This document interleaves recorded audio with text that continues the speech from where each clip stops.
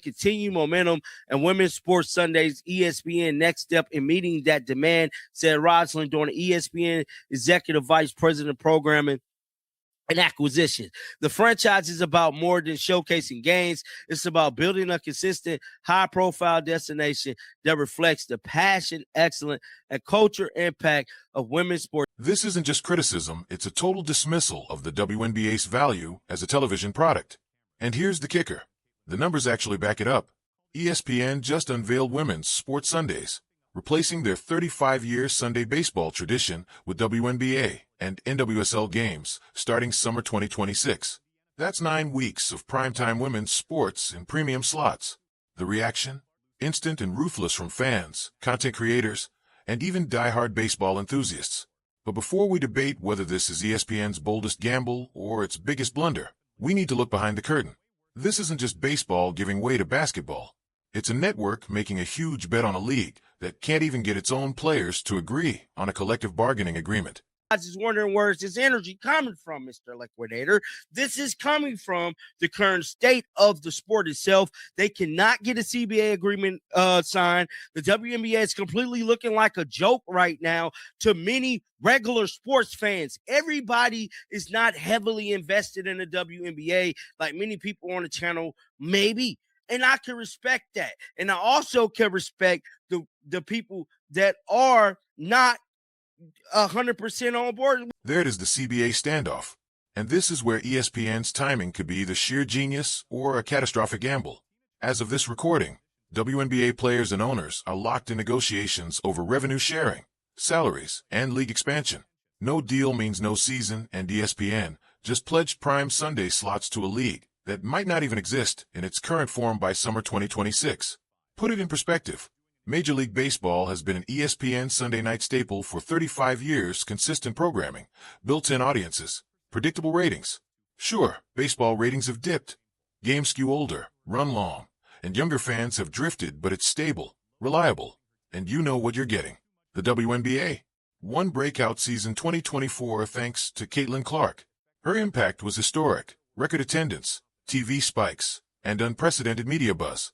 Indiana Fever games with Clark drew 1.22 million viewers, compared to the league average of roughly 400,000 for other games, a 3:1 difference. One player carrying the entire league's television value. Is that there's never been a television audience for it until Caitlin Clark started playing basketball in the WNBA, and they have record-setting numbers both in attendance and in viewership. To her credit and the league's credit, they capitalized, although they try to kill her every step of the way, they've capitalized on her popularity. But now you're going to get a 9-week run all summer long in a, what, by the way, what does that mean? A bespoke studio programming. Craig is absolutely right. They tried to kill her. They tried. And here's the hard truth. The WNBA never had a sustainable TV audience before Caitlin Clark arrived. This is an opinion, it's documented. From 1997 through 2023, regular season games averaged 200,000 to 500,000 viewers, with playoffs occasionally breaking 1 million and finals peaking around 1.5 million in exceptional years. Then Clark was drafted in April 2024, and everything changed. Indiana Fever games started drawing NBA-level numbers. Her debut against Connecticut pulled 2.1 million viewers on ESPN. Multiple regular season games exceeded 1 million. The September 2024 playoff game between Indiana and Connecticut peaked at 3.2 million viewers, the most-watched WNBA playoff game in 22 years. But here's the question ESPN has to answer. What happens when Clark isn't on the court? The 2024 data is crystal clear. Games without Clark averaged 380,000 viewers. Games with Clark averaged 1.2 million. That's not a league-wide effect, that's a single-player effect. And yet, ESPN just committed 9 consecutive Sunday nights to WNBA programming with no guarantee Clark will even be featured in those slots. Diehard fans, bro. Not enough to garner revenue. That's what the owners is debating with these damn women about. They still don't have it. Caitlin Clark has a fan base. Everybody else doesn't. Bro. That's the truth. That is the day. Here's the uncomfortable truth that WNBA advocates don't want to face. The content ecosystem around women's basketball collapses without Caitlin Clark. Channels that thrived during the 2024 season are hemorrhaging viewers in the offseason. Videos that pulled 50,000 views in June now barely hit 3,000 in December. And it's not just small creators. Major sports channels that added WNBA coverage saw the same trend. Clark content explodes. Everything else struggles. That's not sustainable for ESPN. They aren't running a charity, they need advertisers. And advertisers need viewers.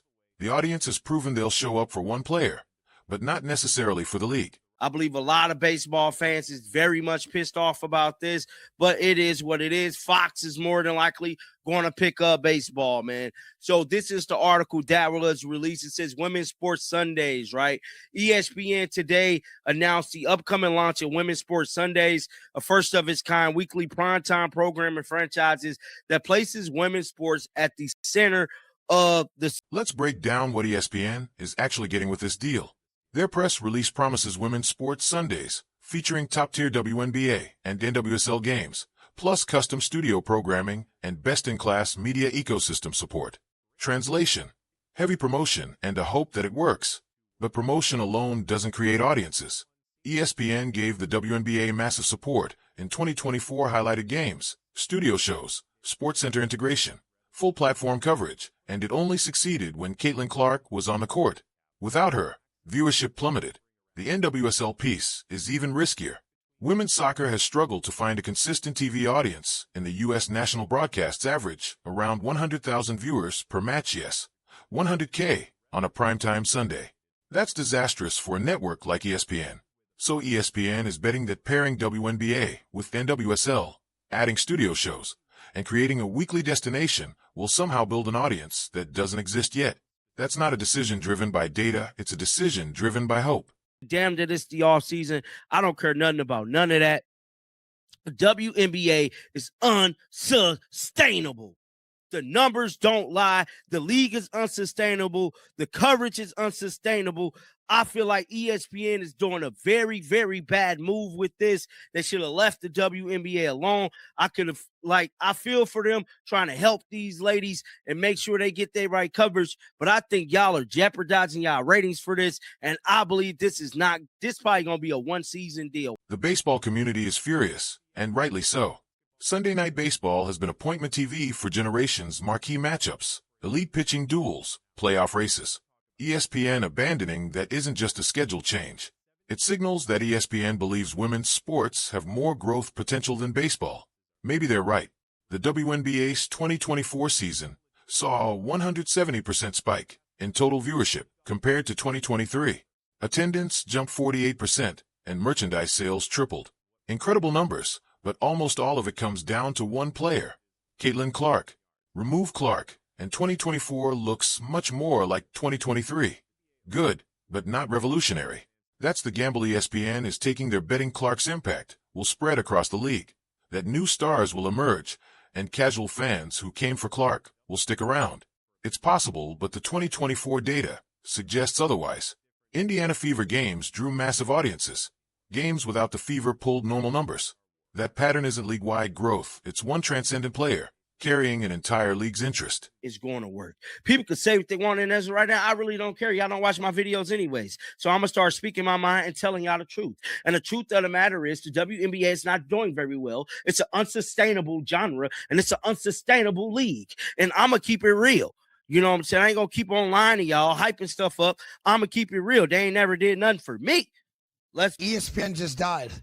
Did you happen to see that story? What? Yeah. ESPN just died. ESPN just passed away. It's a wrap for what used to be the worldwide leader after a 35-year-old. Here's where the CBA situation becomes critical. The WNBA Players Association is pushing for a 50-50 revenue split with team owners, similar to the NBA. They want higher salaries, better travel, improved facilities, and a bigger piece of the league's media deals. Owners are resisting. The WNBA has never turned a profit in its 27-year history. It's subsidized by the NBA, which contributes around $15 million annually, plus millions more from team owners. Now players want a bigger share of revenue that still doesn't cover expenses. That's the fundamental tension. Players see 2024 viewership numbers and think, we're worth more.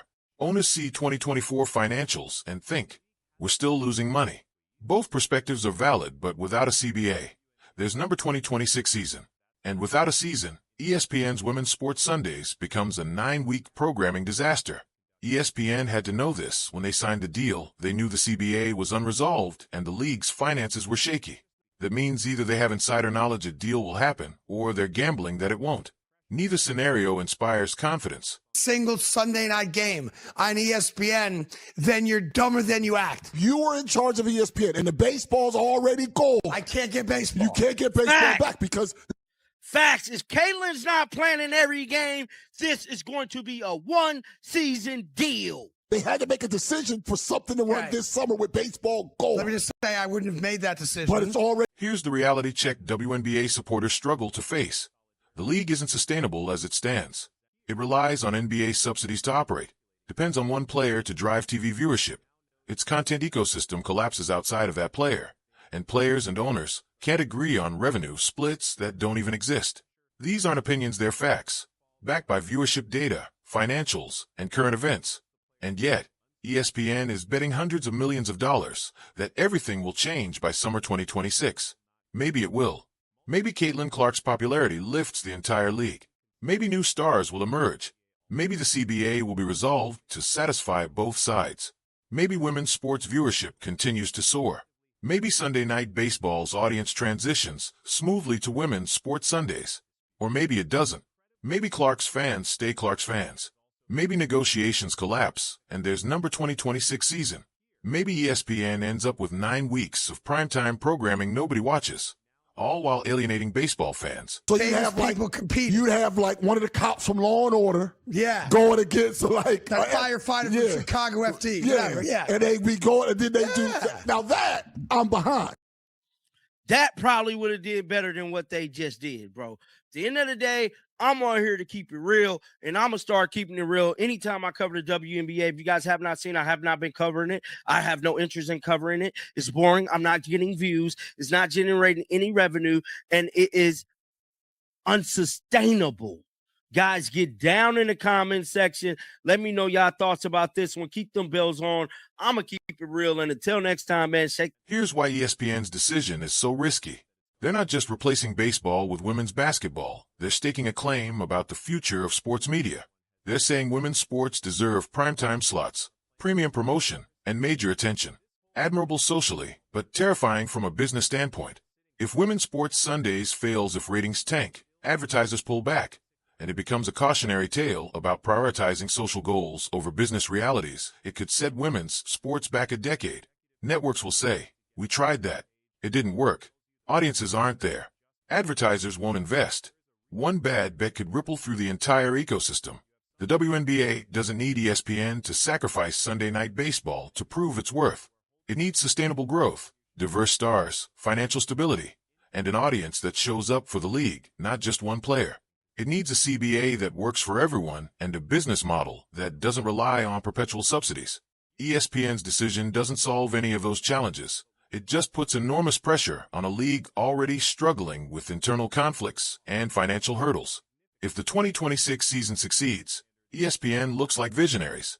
If it falters or it doesn't happen, they'll look like they panicked and made a desperate move. Baseball fans are right to be angry.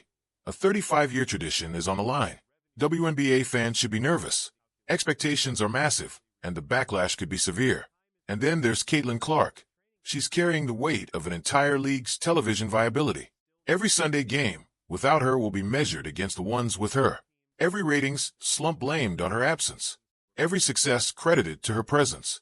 That's an impossible burden for a 22-year-old entering her third professional season. So where does this leave us?